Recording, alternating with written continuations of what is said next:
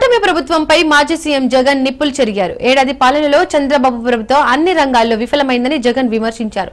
ఎప్పటికప్పుడు diversion politics చేస్తూ ప్రశ్నించే గొంతులు నొక్కుతూ యథేచ్ఛగా రెడ్ బుక్ రాజ్యాంగం అమలు చేస్తోందని మండిపడ్డారు. ఇక విజయసాయిరెడ్డి చంద్రబాబు పూర్తిగా లొంగిపోయారని అన్నారు. అలాగే లిక్కర్ స్కామ్ పేరుతో వైసీపీపై తప్పుడు ప్రచారం చేస్తున్నారని, అక్రమ అరెస్టులతో రాజకీయ కక్ష సాధింపు చర్యలకు దిగారని జగన్ మండిపడ్డారు.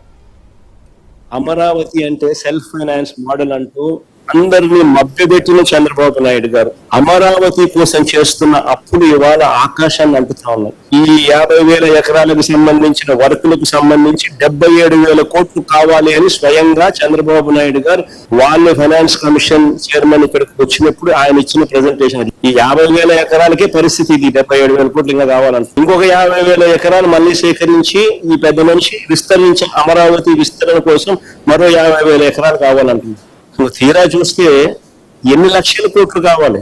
ఇప్పటికే కట్టి ఉన్న అసెంబ్లీ 180 కోట్ల రూపాయలు ఆ డబ్బులు గంగపాలు చేసినట్టు. కాపాడాల్సిన వ్యక్తి ఈ మాదిరిగా దుర్మార్గంగా విడిగా వేస్ట్ చేస్తా ఉంటే 600 కోట్ల రూపాయలు ఖర్చు చేసి మళ్ళా సేమ్ బిల్డింగ్ మళ్ళా కడతానని చెప్పి మళ్ళా చెప్తా ఉంటే ఆ మనిషి అసలు ఈ మనిషిని ఏ రకంగా ఈ మనిషి చేస్తామన్న నిర్ణయాలు సమంజసమని చెప్పి ఏ రకంగా చెప్పగలుగుతారు? ఎవరు ఎన్ని ఇబ్బందులు పెట్టినా కూడా అల్టిమేట్లీ న్యాయం ధర్మం గెలుస్తుంది. వైఎస్ఆర్ సిపికి జగన్ కు ఈ పోరాటాలు కొత్త ఏం కాదు. అప్పట్లో కేంద్ర ప్రభుత్వము రాష్ట్ర ప్రభుత్వాలు ఇద్దరికి కలిసి నన్ను ఇబ్బందులు పెట్టి హెరాస్ చేస్తేనే వైఎస్ఆర్ కాంగ్రెస్ పార్టీ పుట్టింది, వైఎస్ఆర్ కాంగ్రెస్ పార్టీ పెరిగింది, జగన్ అనే వ్యక్తి ఎదిగాడు. సో ఈ పోరాటాలు ఏం మాత్రం కొత్త ఏం కాదు. కానీ అల్టిమేట్ గా గుర్తుపెట్టుకోవాల్సింది ఏంటంటే న్యాయం ధర్మం ఏ వైపు ఉంటే దేవుడు ఆ వైపున ఉంటుంది. న్యాయం ధర్మం లేనప్పుడు అన్యాయం చేస్తూ నీ ఇష్టం వచ్చినట్టుగా నువ్వు నీ కేసులు నల్లిఫై చేసుకునే దానికోసం, లేదా ఇప్పుడు నువ్వు చేస్తా ఉన్న అన్యాయాలను జస్టిఫై చేసుకునే దానికోసం, ఇప్పుడు చేస్తా ఉన్న నీ లిక్కర్ పాలసీని జస్టిఫై చేసుకునే దానికోసం, నువ్వు మధ్యలో ఏ స్కాము లేకపోయినా ఒక స్కామ్ ఉన్నట్టుగా నువ్వు చిత్రీకరించి బేతాల విక్రమార్క కథ అల్లే ప్రయత్నం నువ్వు చేస్తే దాంట్లో ధర్మము న్యాయము లేనప్పుడు దేవుడు ఆశీర్వదించుడు.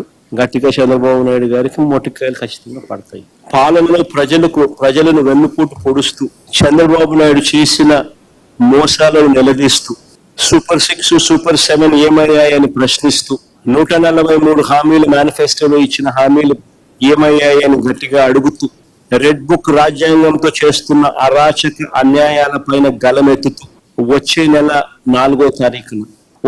4వ తారీఖున వెన్నుపోటు దినంగా, అంటే ఎలక్షన్ రిజల్ట్స్ వచ్చిన రోజు June 4th బిట్రేయల్ డే కింద వెన్నుపోటు దినంగా ప్రజలతో కలిసి ప్రజల కోసం ప్రజలను సామాజికవేత్తలను యువకులను రైతులను మహిళలను నిరుద్యోగులను అందరినీ కూడా మమేకం చేస్తూ కలెక్టర్లకు డిమాండ్ పత్రం ఇస్తూ నిరసన తెలిపే ఈ కార్యక్రమంలో అందరూ పాల్గొనాలని కూడా ఈ సందర్భంగా పిలుపునిస్తా ఉన్నాను. తన మీద ఉన్న తన కేసును వీకెన్ చేసుకునేందుకు ఇప్పుడు మళ్ళీ 2024 నుంచి 29 మధ్యలో అదే తన పాత పాలసీ ప్రకారం అదే మాదిరిగా తను స్కామ్ చేసుకునే దానికి జస్టిఫై చేసుకునే దానికోసము మధ్యలో ఉన్న వైఎస్ఆర్సీపీ ప్రభుత్వ పాలసీని ఈ పెద్ద మనిషి ఇవన్నీ ప్రైవేట్ మాఫియా చేత, తన ప్రైవేట్ షాపులు, తన ప్రైవేట్ మాఫియా చేత తనకు కావాల్సిన స్త్రీలకు మేలు చేసేందుకోసం ప్లేస్ చేస్తా ఉన్నాడు.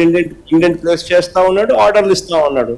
చంద్రబాబు సారథ్యంలో కూటమి ప్రభుత్వం వచ్చాక రాష్ట్రంలో హత్యలు 390, హత్య యత్నాలకు గురైన వైఎస్ఆర్సీపీ నాయకులు కార్యకర్తలు 766, వైఎస్ఆర్సీపీ నాయకులు కార్యకర్తలపై